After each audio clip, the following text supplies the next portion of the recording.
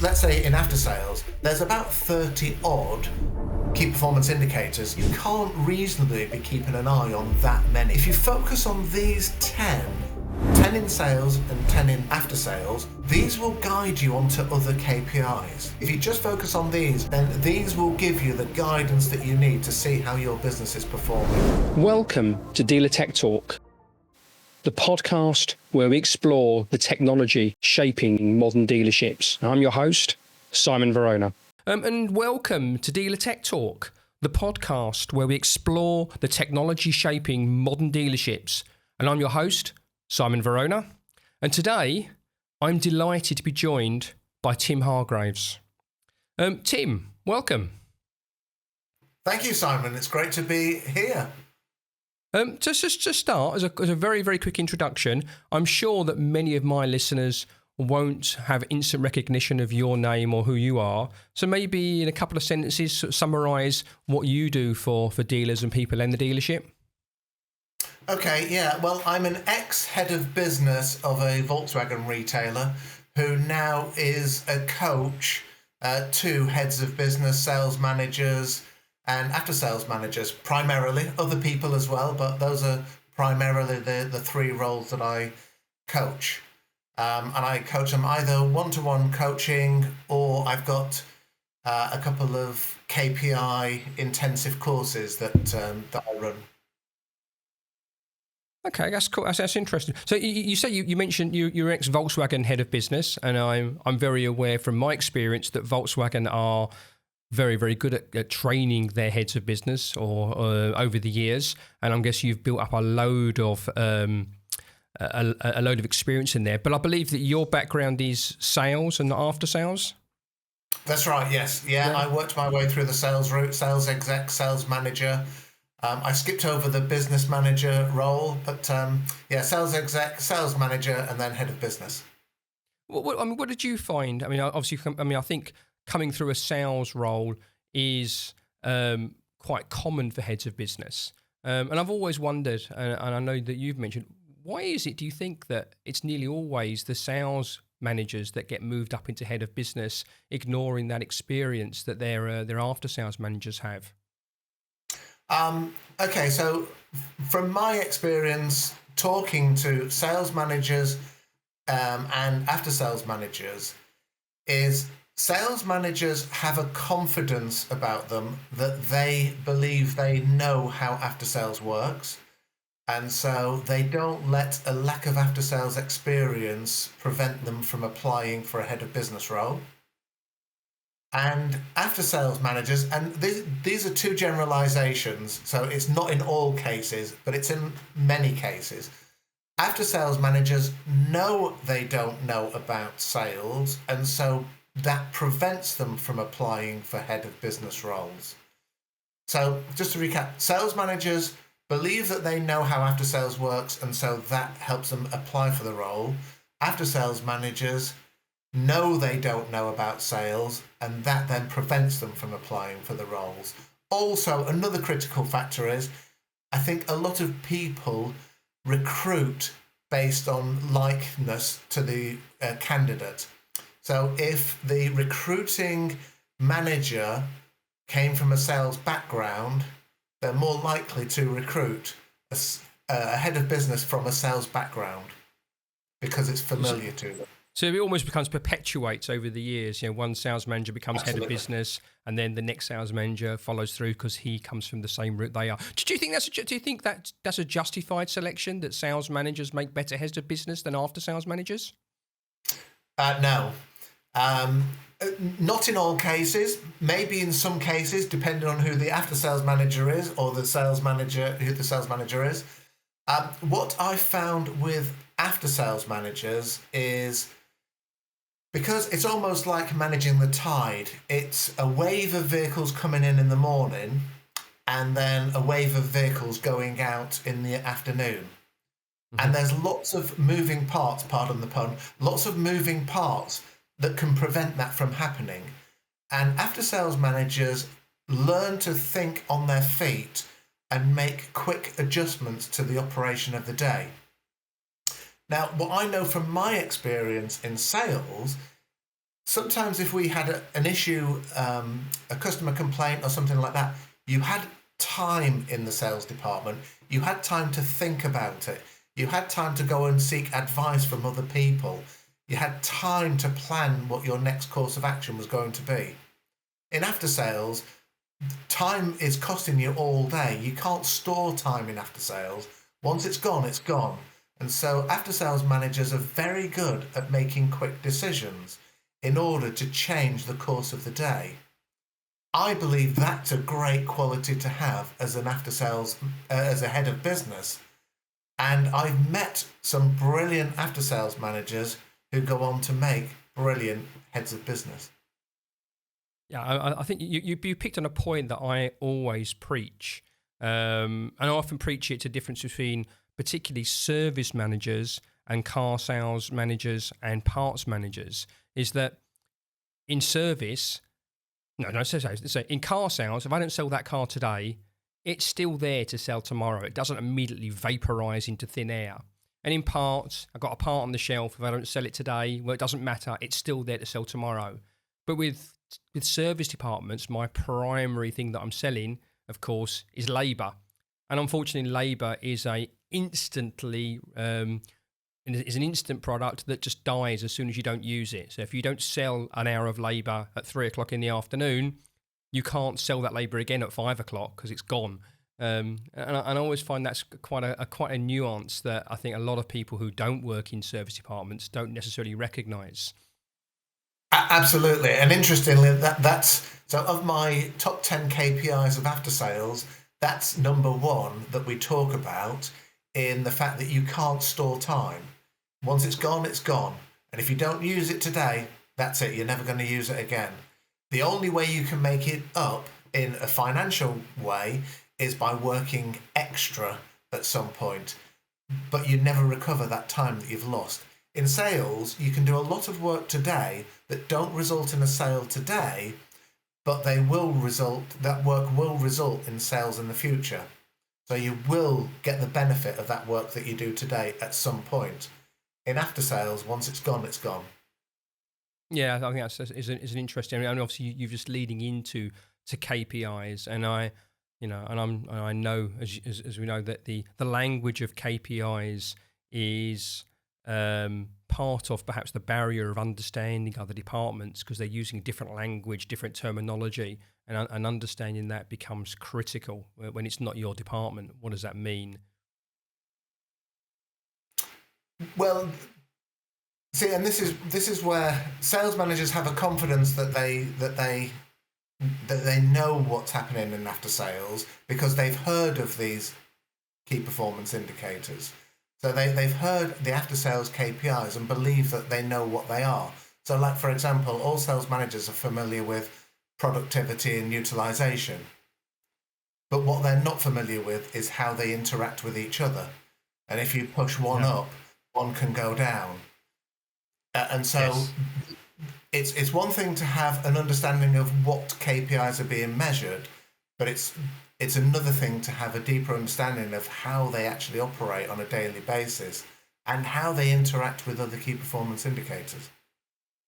Yeah, I have to say I have a thing about KPIs, and I think a lot of people mention a KPI in isolation. You've kind of there, and a lot of KPIs you can't talk about one KPI on its own. You know, like in a car sales environment, a key KPI that might be measured might be profit per unit. But without stock turn, that tells you very little about the business. And similarly, if you look at stock turn, that tells you nothing about the profitability of business either. It's only when you take those two KPIs together and even multiply them together, stock turn times profit per unit becomes the profit per car that you have on display over the year, where they actually make some sense. And I think even people within their own department don't necessarily understand those sort of how they relate to each other. It's one thing to hold out, because also there's utilization of funds as well that comes into that. So how often you utilize the funds that you've got available to you from an investment point of view. So yes, it's great to hold out for your desired profit per unit, but actually if that's costing you money from a utilization of funds, then actually, so there's another KPI at play within the profit per unit element of it as well. So yeah, it's understanding how these things are all interlinked, and yeah, you can't just focus on one key performance indicator, because very often one key performance indicator affects another key performance indicator. So you've got to understand the relationship between the two. Like selling cars quickly is great, but if that's coming at the expense of available profit per unit, then which one are you focusing on first? And it's a fine balance. Yeah, absolutely. I remember one of my MDs once said to me, he said, I'll tell you off for taking a gamble and it going wrong, but I'll also tell you off for not taking a gamble. Do you know that's very? I mean, in my business, my day-to-day business, that I will I do exactly the same thing. I'll never fire you or tell you off for making a bad decision, but I will tell you off. I will have a go at you for not making a decision when one is needed. It doesn't matter whether it's right or wrong. Making the decision is the most important thing. You can learn if you make the wrong decision. If you don't make a decision, you will never learn to do that properly, never learn to make that better. And it's exactly the same thing, isn't it? It is absolutely. And I think that's where leadership comes in, because it's about understanding that. Because I think very often we get very emotional about the problems that people create within the business. So if somebody makes a decision that then the future proves to be the wrong decision, we then get very emotional about it, and then start saying things to the person, put them on a personal improvement plan, and making them regret making the wrong decision. And actually, with leadership, that's where we need to nurture people and say, okay, what did we learn from that? What can we do differently next time? And that's where the coaching element comes in with people. Which leads me in very nicely. I mean, if you've got a new head of business that approaches you, for example, and they're either probably going to come up from one of those two routes. They're either going to come up through the sales route, and probably more likely, as we've discussed, to come through the sales route, or they've come through the after sales route. What's your approach? What's the first thing that you want to start coaching them with, or want to understand from them? What's your process? Well, it depends on why they come to me. If they come to me for the key performance indicators, we work on the key performance indicators. Very often they'll come to me for something different. So if they come to me for coaching, there's generally something that's going on for them that they want coaching on. So and it's very often stress. That's one of the things. They want to feel less stressed about the job. And it's interesting, stress, because stress it's a self-made thing. But unless we're physically restrained by somebody, then assuming that we're not physically restrained by somebody, then stress is something that we create in our own mind. Because it's just something that needs to be done. It's a series of actions that need to be taken. But we load up a lot of our personal thinking about those situations, and it creates stress. What I've discovered is very often the root cause of the stress is fear of losing the job. Mm-hmm. And the consequences of that. If I lose my job, I then can't pay the bills, I then can't feed the family. And that often is the root cause of people's stress and anxiety and how they feel the pressure. And so if they come to me for that, it's about understanding what that pressure is and what can we do about it. Mm-hmm. So there's we talk a lot about what's the story. What's the story you're telling yourself in this situation? And very often we tell ourselves stories that aren't true or don't have to be true. Yeah, I guess you start building your own demons, don't you? And they kind of get bigger, and you take something that starts off quite small, and suddenly that becomes and grows and has a life and soul of its own, and takes over. Yes, yeah. And I've worked with people whereby they believe that the pressure is caused by somebody else. But actually what we've done is we've helped them make choices, and they've taken ownership of the situation, and they've made their own choice, because that's another thing. People forget they always have choice. A choice. Yeah. Yeah. I mean, I always describe stress. I'm not known for being stressed. And I used to be many years ago. I would stress over everything. I'd stress about what other people were doing. I'd stress about what things were going on. And I learned many years ago that a good thing of controlling stress was threefold for me. And I'm sure it's the same for a lot of other people. Is if you can't control it, forget about it. Can't stress something you can't control. You have to just rely on what happens if you can't control it. But identify if you can control something, then do something.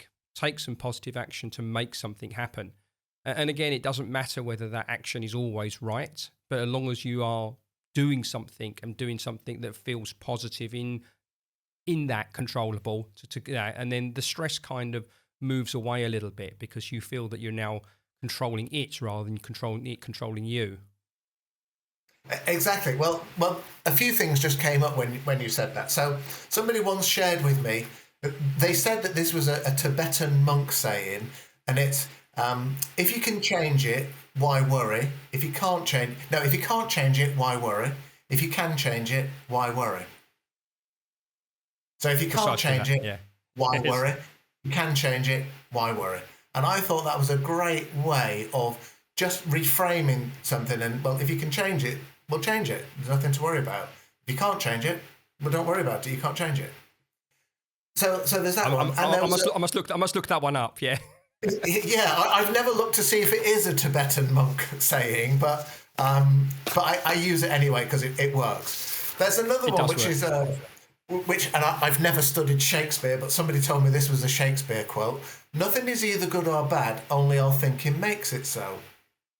So nothing is either good or bad, only our thinking makes it so. It is what it is, and it's how we then have a perspective on the thing. So it's a bit like, so the example that I use for that is, it's a bit like the weather. If you want a barbecue and it starts raining, the rain's a problem. If you wanted to water the garden and it starts raining, the weather isn't a problem. Mm-hmm. It's your expectation of the weather that was the issue, not the weather itself. So nothing is either good or bad. Only our thinking makes it so. Yeah, I've exactly the same thing. I say it all the time. I'm a cyclist, as you probably know, and I do remember there's no such thing as bad weather, only bad clothing. Yes. Yes. Although cycling in the rain when it's blowing in your face isn't pleasant. It has its moments, yeah. it has its moments, yeah. And I suppose if you've got waterproof socks on, it's a lot better. Yes. Yeah. Well, it's interesting. One of my daughters is a gardener, and she says the same thing. The weather isn't a problem; it's the clothes that she's wearing.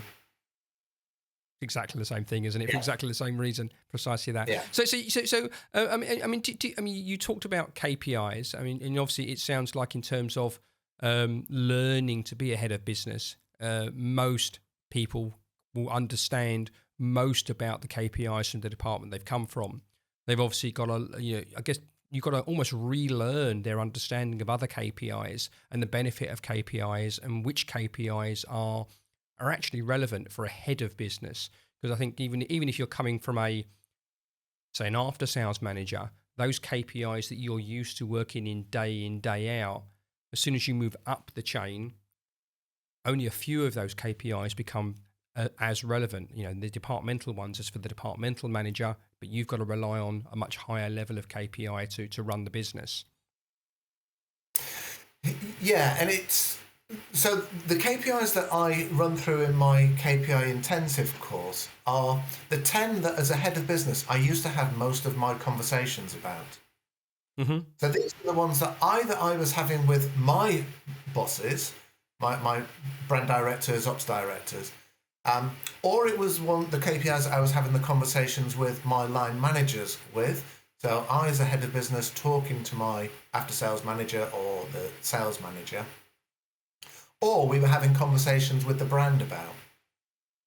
Now, let's say in after sales, there's about 30 odd key performance indicators in service alone, and then another load in parts. Now, you can't reasonably be keeping an eye on that many key performance indicators.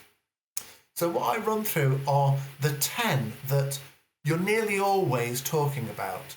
And what I say is that if you focus on these 10 in sales and 10 in after sales, although the 10 in after sales, the critical ones are all in service. If you follow these will guide you onto other KPIs.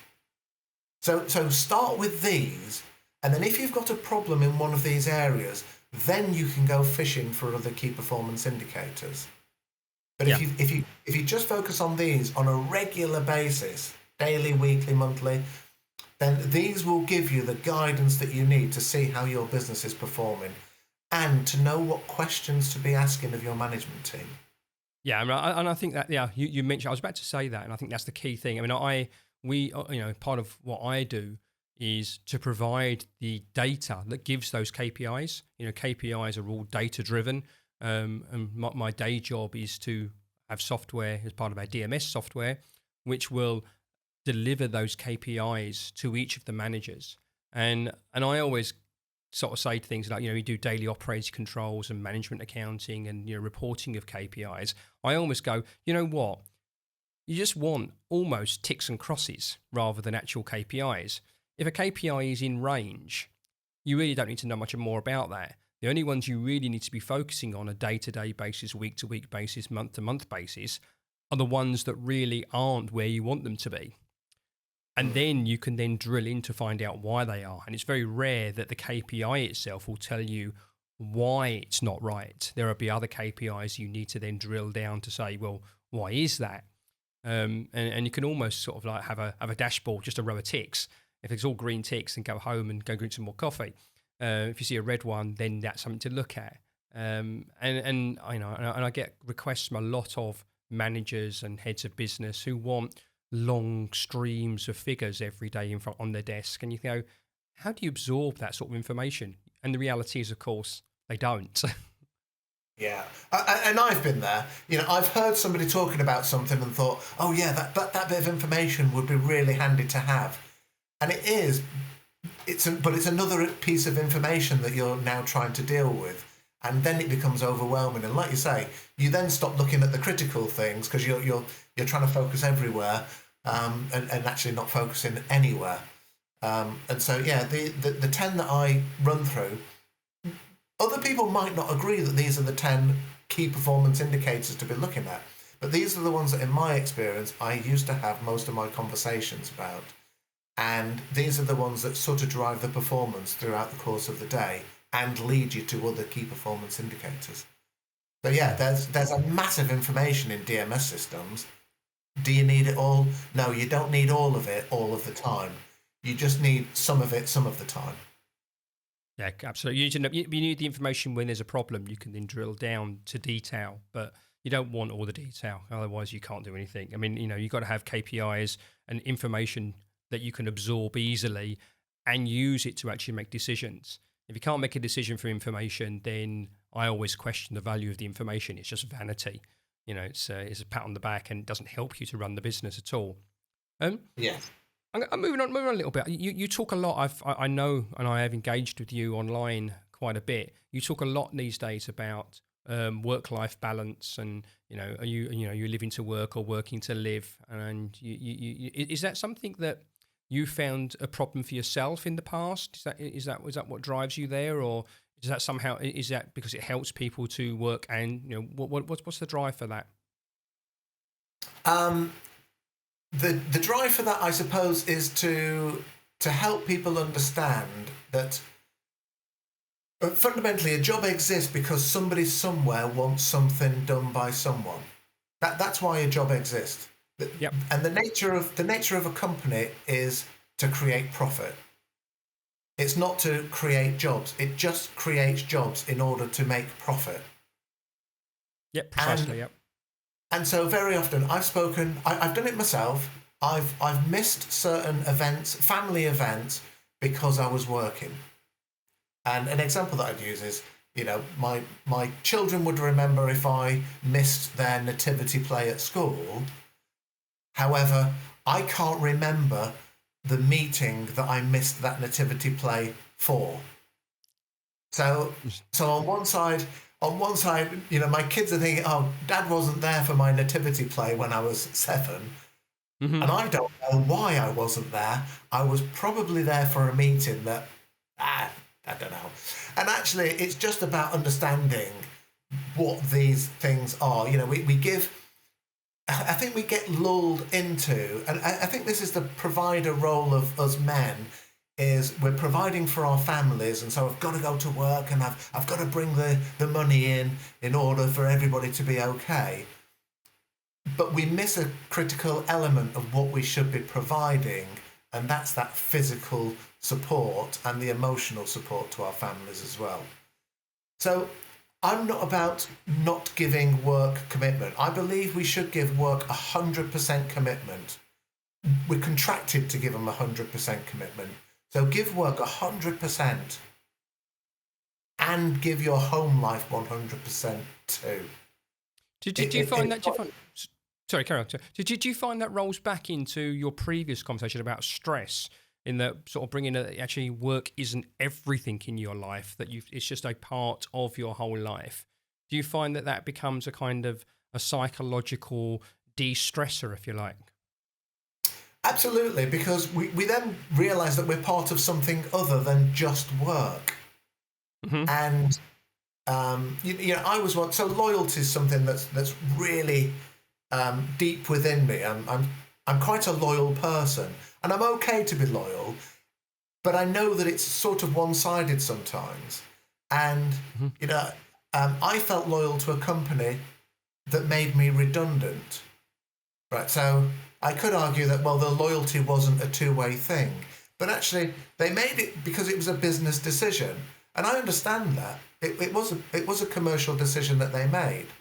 And a job exists because somebody somewhere wants something done by someone until they don't. Until something changes and commercially that job no longer is commercially viable. And so I don't disagree with the direction that the company that I worked for took. I'm still friends with them. They made a decision. And, as I say, the nature of a company is to make profit, not to provide jobs. It provides jobs to make profit. Yeah, it does. And so very often, I think we can, as managers, we can start giving our company 150% at the cost of what we should be giving our home and our family. You can never recover that, can you? I mean, it's a bit like that. Like the labour time is that as soon as it's gone. Your family time is gone. You can have that meeting tomorrow, can't you? It doesn't. Yes. It's not. That's not quite so perishable as your family time in the same way. And I think redundancy. You mentioned redundancy, and I think the motor trade is clearly in a very, very strong state of change.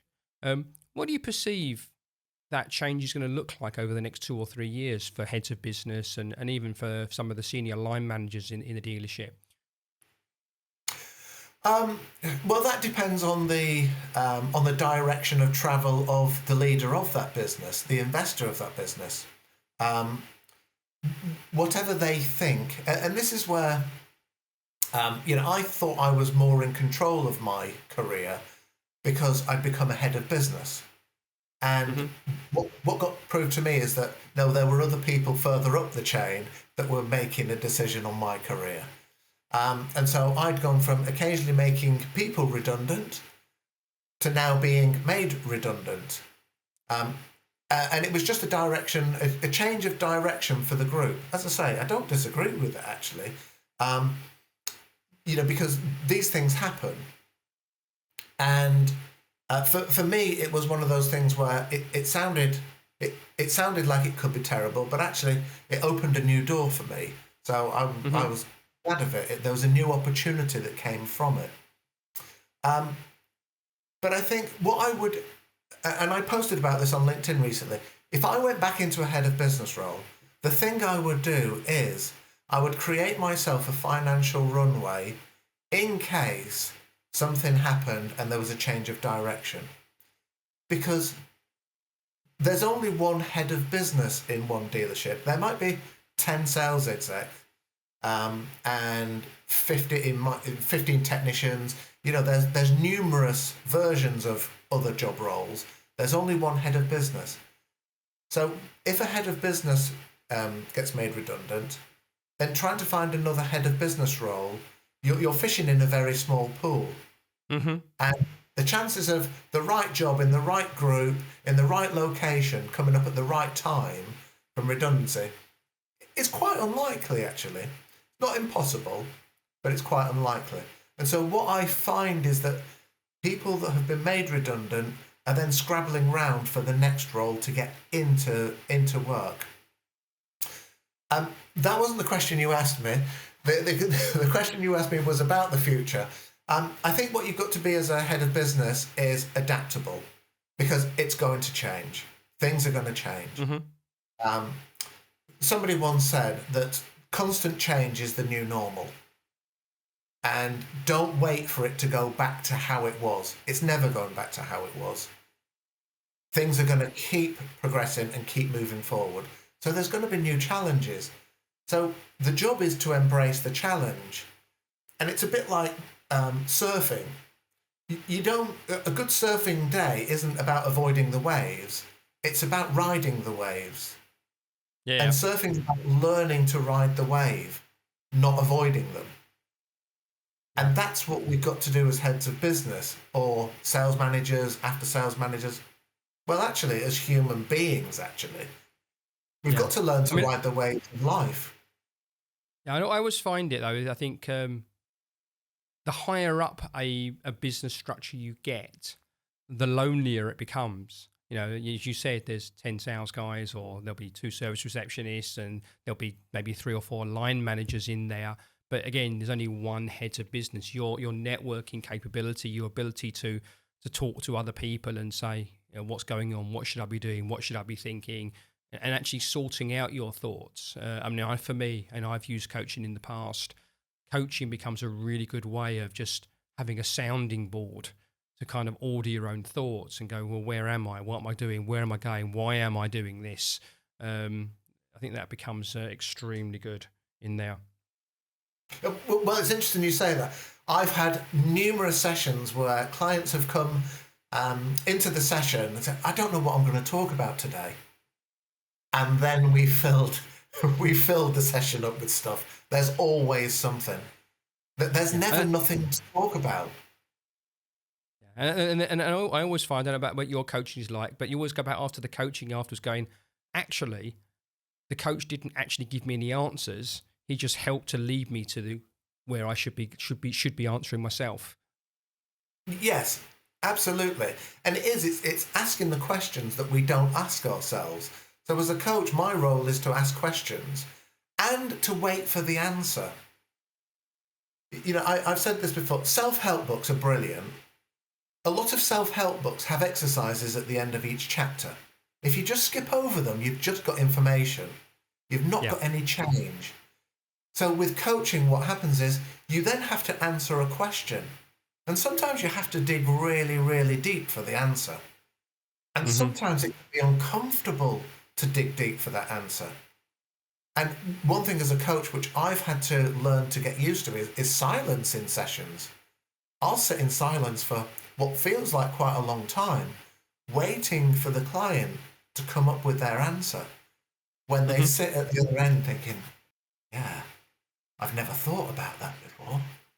And then when they start digging for the answer, like, oh gosh, all this stuff starts coming out. And so, yeah, it is. It's about asking the questions and waiting for the answer.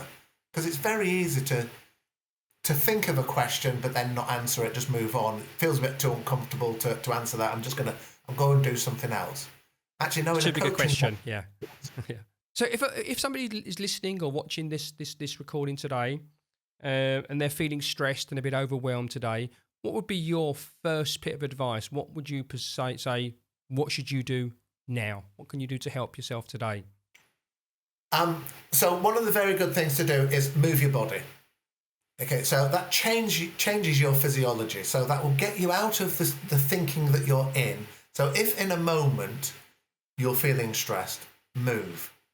Either go for a walk. There's a couple of things with walking, for example. So there was a bit of research that said that when you walk, because your eyes are scanning the ground, it shuts off the part of the brain that creates anxious thoughts. So the scanning for where you're about to put your next footstep is the thing that shuts off anxious thoughts. So there's that. And I find that works for me. Also, being out in nature. Subconsciously, being out in nature makes you realise that you're part of something far greater. World still goes on. The birds are still singing. You can still see things happening. People are living their lives. You realise, I'm part of something that's bigger than just me. So move your body is a great one. It gets you out of your thinking. I'll say that. Yeah, it's definitely. Well, when you're cycling, it gets you into a different mindset, doesn't it? But exactly also it creates these questions.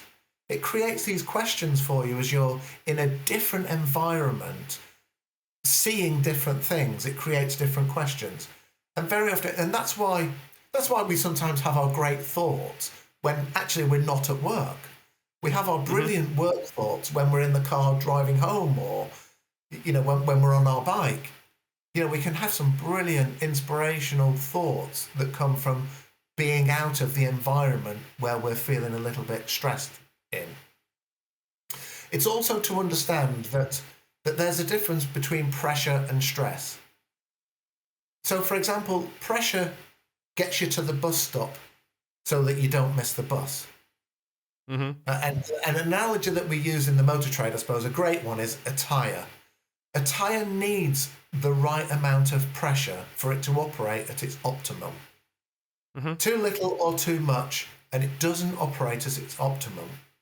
But too much pressure puts stress on the structure of the tyre. And that's the difference between pressure and stress. There's manageable pressure. We need pressure. We need a deadline to make things happen. But stress is when we're too concerned about the pressure that we've got. Yeah, I got it. Yeah, it's good. And so, moving the body. Another great coaching tip is journaling. So to write it down. Now, in the modern times, we use our phones for making notes, which is better than nothing. But the next level up from that is to actually write it in a journal. Because when you write these things down, what you very often see is trends of the same thing keep coming up. So if you journal regularly, you write about the same thing. You think, God, there's this thing that's coming up again. Why am I still concerned about this? Something needs to change. I keep writing about the same thing. The same thing is stressing me out. Why is that? And you'll really see it. That it's the thing about writing it in your own hand on a piece of paper. So you've written it, so they're your words, but then you step away from it and you can see it from a helicopter point of view on a page, and it almost disconnects you from it and you can see it from a different angle. So journaling is really powerful. So I've never thought about that, I have to say, yeah. I might try that, although I can't read my own handwriting, so I'll never know whether it's the same thing over and over again anyway. Finally, Tim, if somebody's listened to this podcast and thought, you know what, I really need to speak to Tim, how do they contact you? How do they get hold of you? LinkedIn's the best place. I'm on LinkedIn regularly. So LinkedIn, Tim Hargraves, find me on LinkedIn, send me a message, we'll have a conversation and see if and how I can help. Yeah, I'll put the link in the show notes so you can find them easily there. Tim, thanks so much for joining me today. That's been brilliant. I've loved those insights. I think a lot of what you said today is not even for car dealerships, for heads of business. It applies to almost everybody at any point in their life. This was the Dealer Tech Talk podcast. Thanks for listening today. If you found this episode useful, don't forget to subscribe. And also, as part of the Dealer Tech Talk podcast, we provide some guides. And I know Tim's going to provide me with a guide that you can download on the work that he does. You can find that at www.dealertechtalk.uk. Just search for guides. And the notes, again, that will be in the show notes.